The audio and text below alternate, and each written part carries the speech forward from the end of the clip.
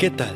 Bienvenidos una vez más al devocional con el pastor Gerson González, donde día a día nos acercamos a las Escrituras para conocer y experimentar el poder del Evangelio. Deseamos que seas grandemente bendecido mientras escuchamos la palabra de Dios, porque la palabra de Dios no está presa. Comenzamos.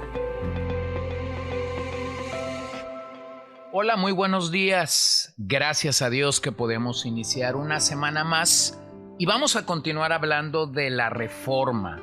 Una vez más, acudo al pasaje de Isaías 66, 1 y 2. Jehová dijo así: el cielo es mi trono y la tierra estrado de mis pies. ¿Dónde está la casa que me habréis de edificar y dónde el lugar de mi reposo? Mi mano hizo todas estas cosas, y así todas estas cosas fueron, dice Jehová. Pero miraré a aquel que es pobre y humilde de espíritu, y que tiembla a mi palabra. Bien, la reforma, o lo que llamamos el movimiento de reforma, no ha terminado. Ciertamente la reforma del siglo XVI fue una batalla que cada generación ha sido llamada a luchar. Porque cada generación está compuesta de pecadores que buscan robarle la gloria a Dios y que una y otra vez con tristeza vemos se alejan de las palabras benditas de nuestro Señor Jesucristo.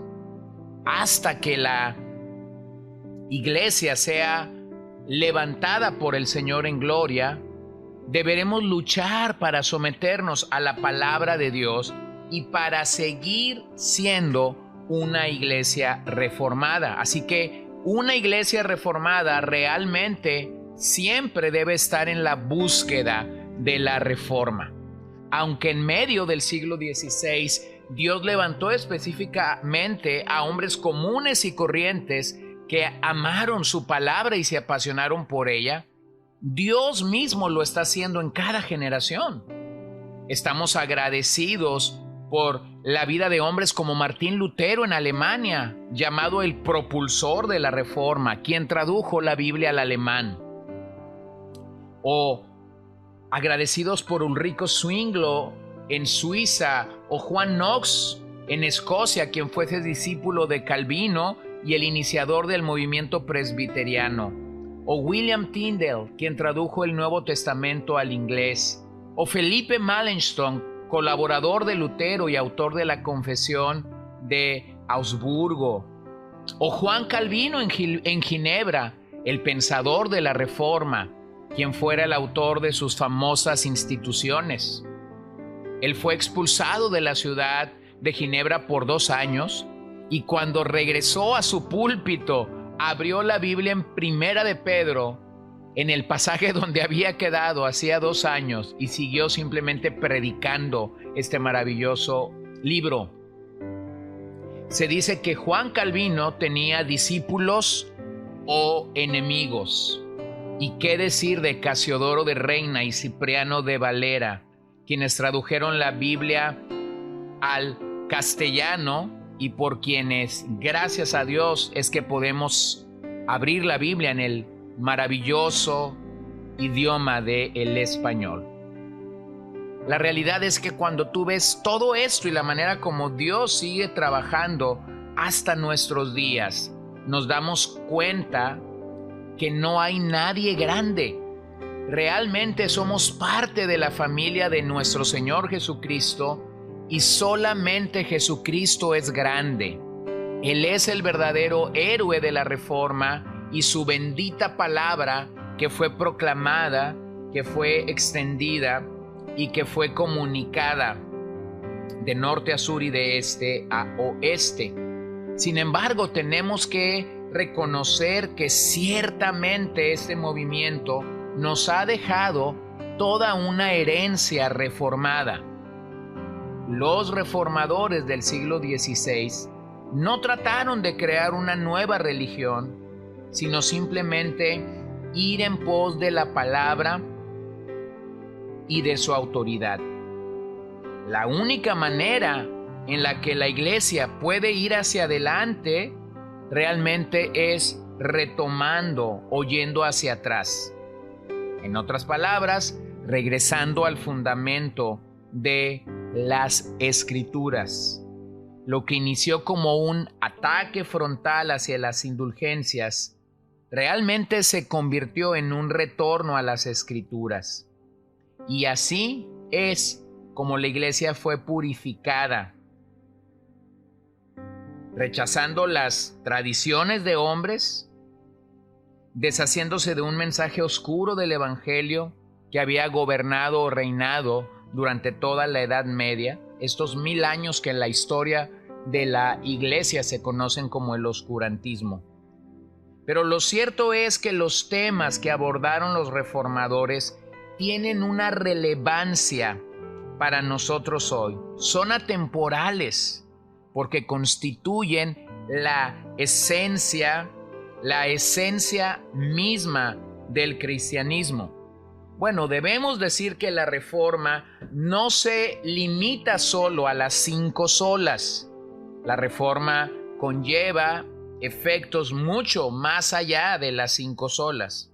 Pero las 5 solas nos dan un resumen de lo que sucedió en estos días o de lo que volcó en estos días a que estos hombres realmente pudieran reconocer y entender la necesidad que tenían de retornar a ellas.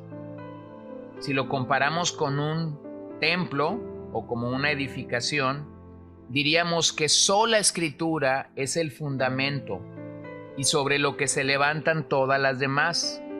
Después los 3 grandes pilares, sola gracia, sola fe, solo Cristo, y todo este edificio se ve coronado con solo la gloria de Dios. Es interesante reconocer que Lutero buscó en la religión católica la justificación, pero todos sus intentos religiosos no pudieron darle una seguridad. Él estudiaba a Agustín de Hipona y enseñaba sobre Salmos, Romanos y Gálatas. Fue allí donde Lutero llegó a un entendimiento radicalmente fresco del Evangelio. Fue allí donde él comenzó a formar convicciones. Existe mucho debate entre lo que los expertos creen acerca de lo que Lutero creía y cuándo lo creyó. Así que permíteme simplemente reconocer que Lutero entendió la justificación que es por fe, como Habacuc 2:4 nos dice, mas el justo por la fe vivirá. Para Lutero comenzó a ver la justicia de Dios revelada en el Evangelio, no solo como una cualidad de Dios, sino su justicia imparcial por la que juzga a los pecadores. En su lugar la vio como un don de Dios, como un regalo. La justicia de Dios es la que Él nos da para que podamos ser justicia delante de Él. No es un atributo de Dios que se levanta ante nosotros juzgándonos sobre la base del mérito. Lutero creyó que si cualquier hombre sintiera la grandeza del pecado, no sería capaz de seguir viviendo en otro momento más, ya que el pecado realmente causa o tiene un poder avasallador.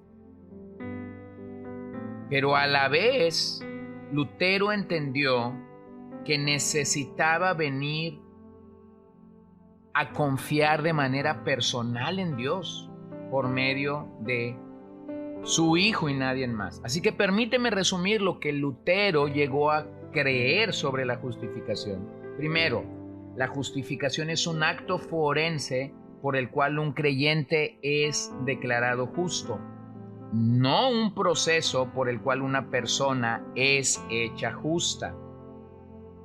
Segundo, la causa de la justificación es la justicia extraña de Cristo. Esa justicia se nos imputa o se nos reconoce, no se imparte ni se derrama sobre nosotros. Número 3, la justificación es solo por fe. No hay nada que yo pueda hacer para obtenerla y no hay nada que yo pueda hacer para contribuir a ella. Número 4, como la justificación es un acto de Dios y como se basa en la obra terminada de Cristo, podemos tener seguridad. Podemos tener seguridad. Así que Lutero llegó claramente a entender, no sabemos en qué momento exacto de su vida, pero llegó a comprender las grandes diferencias que había con su visión de la justificación y la visión católica de esta. En la visión luterana, la justificación es un acto forense, en la visión católica es un acto de curación. En la visión luterana es una imagen de un tribunal, en la visión católica es la imagen de un hospital. En la visión luterana, la justicia de Cristo es extraña. En la católica, la justicia es inherente, está dentro del creyente. En la visión luterana, esa justicia es imputada. En la visión católica es impartida. En la visión luterana, esta justicia es solo por fe. En la visión católica comienza con la fe y continúa mediante los sacramentos y las buenas obras.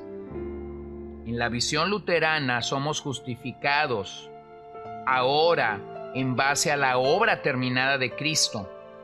En la visión católica somos justificados ahora en base a lo que llegaremos a ser. En la visión luterana tenemos un futuro asegurado. En la visión católica se tiene un futuro incierto. Bueno, creo que es tan claro que él llegó a entender claramente que la justificación es un regalo de Dios que viene a nosotros por medio de la salvación. Ahora, querido amigo, posiblemente estás intentando justificarte a ti mismo y te es imposible. La realidad es que siempre te será imposible. No solamente el día de hoy será imposible justificarte, también mañana y también pasado mañana y también el próximo año, porque simplemente no lo podemos hacer sin el Señor. Ese es un trabajo inagotable. Nadie jamás ha podido justificarse a sí mismo. Es como el perro que persigue su cola, nunca podrá hacerlo. Pero Juan 19:30 nos da garantía de algo cuando Jesús declara desde el Calvario, consumado es. El trabajo está hecho, la tarea se ha completado. En la obra y en la persona de nuestro Señor hay expiación total, hay justificación total. Y como pecadores no tenemos nada absolutamente que agregar a ello. Así que te animo a que puedas acudir al trono de Dios, puedas tener paz con Dios, como Romanos 5:1 nos dice, justificados pues por la fe, tenemos paz para con Dios por medio de nuestro Señor Jesucristo. Así que si tú no has arreglado este asunto de gran peso, hoy puede ser un buen día para ti. Oremos. Querido Padre, querido Señor, te doy gracias por la oportunidad que tenemos de meditar en tu veracidad, por la oportunidad que tenemos de meditar en que tú eres bueno, en que tú eres grande, en que el Señor de toda gloria y de todo poder y de toda verdad realmente sigue obrando a favor nuestro, realmente sigue trabajando en medio de nuestras vidas. Gracias porque nos justificaste delante del Padre. Gracias porque sabemos que no podemos agregar nada a esto. Tu justificación es perfecta y pedimos que así sea para cada uno de nosotros. En el nombre de Jesús oramos y te damos gracias. Amén. Gracias por acompañarnos el día de hoy. No olvides compartir este devocional con todos tus conocidos y recuerda que puedes seguirnos en Podbean, Spotify y Facebook como CCBN Los Mochis para que puedas escuchar todos los mensajes, los devocionales y también seguir nuestras transmisiones en vivo. Esperamos que nos acompañes el día de mañana. Que el Señor te bendiga.